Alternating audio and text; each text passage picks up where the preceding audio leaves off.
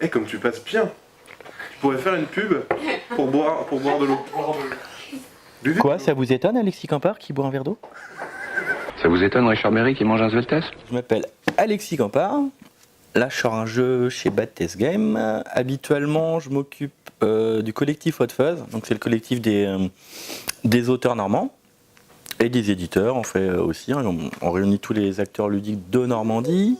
Et je m'occupe aussi de la société des auteurs de jeux avec 9 autres membres du CA, la SAGE. Avec le collectif, on se réunit pas mal maintenant. On se réunit 6 fois par mois.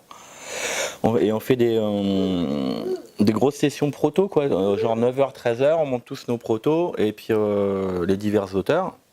Donc celui-là, je l'avais ramené au départ avec un autre thème au départ. Et comme le jeu marche pas mal avec les jeunes, en fait, les petits de 8-10 ans, l'occupation ça collait plus. Après j'ai fait la prohibition, et la prohibition pareil avec les enfants c'est un peu compliqué. Robin des Bois c'est bien. T'es ni dans le camp de Robin ni dans le camp du Chéri, hein. Tu dois naviguer entre les deux, être un peu opportuniste. Donc c'est pour ça qu'au départ c'était sur l'occupation, c'était un peu clivant, un peu bizarre comme thème. Mais ça collait bien dans le côté, un coup à droite, un coup à gauche.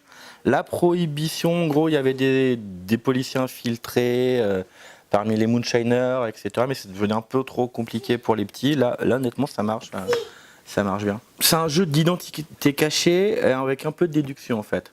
Donc il y a ces cartes-là, au milieu de la table. Elles vont toutes être cachées, sauf celle-là, en début de partie. Qui est le traître. Exactement.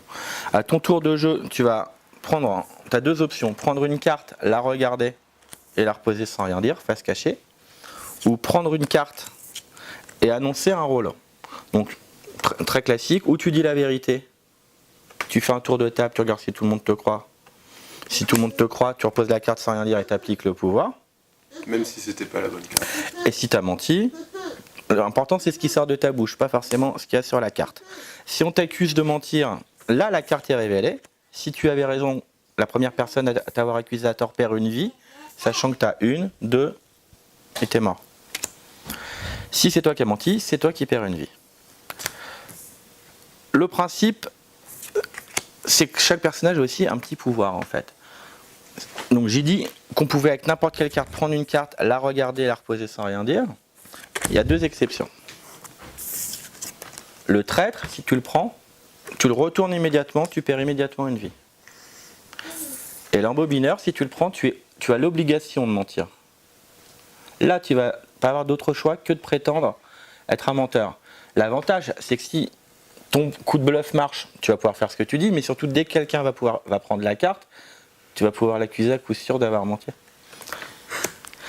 Voilà. Je t'explique les divers pouvoirs ? Ouais, vas-y. Ouais. Alors les adjoints, tu prends 2 cartes sans regarder, tu les mélanges, face cachée, tu les donnes à ta voisin de gauche qui les replace. Ça sert à remettre un peu le bazar.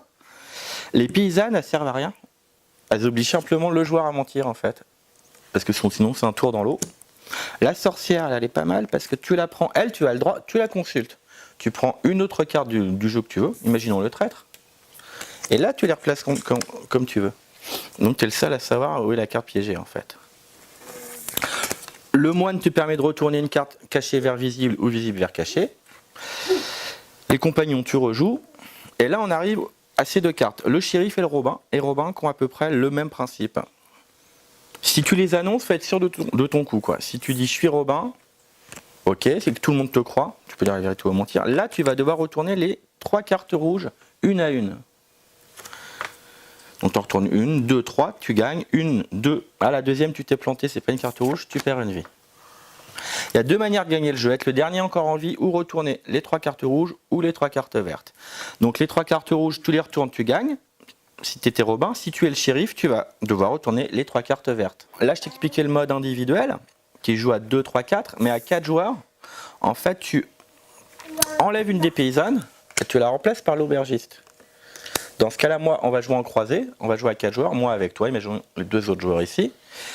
Quand on a l'aubergiste ou qu'on prétend avoir l'aubergiste, l'autre équipe ferme les yeux, moi je montre à mon partenaire sur mon aide de jeu un personnage et un dont je me rappelle sur l'aire de jeu et on communique les infos en fait. Donc le mode équipe est pas mal. Et pareil, Je pense que c'est un des rares jeux de bluff et d'identité cachée qui fonctionne à deux en fait. Et tu peux aller devant hein, si tu veux. En fait, ils sont venus en famille. Tout à fait. Au revoir. Salut.